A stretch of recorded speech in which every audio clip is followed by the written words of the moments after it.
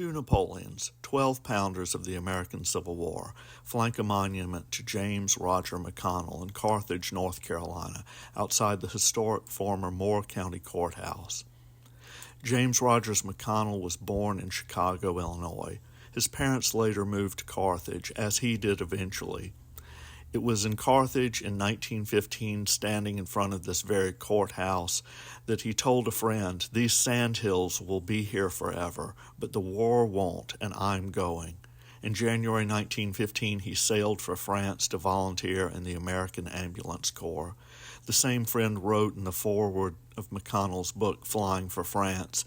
He joined the American Ambulance Service in the Vosage, was mentioned more than once in the orders of the day for conspicuous bravery in saving wounded under fire, and received the much-coveted Croix de Guerre. Seeking a more active role, McConnell trained to be a pilot and became one of the founding members of L'Escadrille de Lafayette, a unit of American volunteers in French service. He flew Nieuports in the Battle of the Somme and in the Battle of Verdun. His book reveals a love of flying. It also reveals the enormous cost of war, as the members of the squadron are lost in combat over the trenches. James Rogers McConnell was shot down and killed in action on March 19, 1917. He is memorialized in Carthage and in the form of the sculpture The Aviator at his alma mater, the University of Virginia.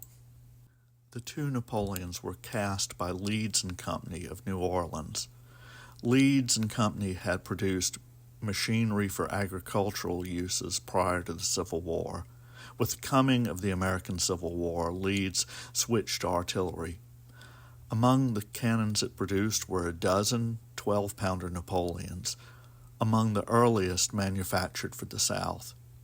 This one, number 20, was cast in 1861. It is one of only two surviving Confederate Napoleons cast in 1861. Both of these cannons were donated by Congress to the state of North Carolina for placement beside this memorial in 1917.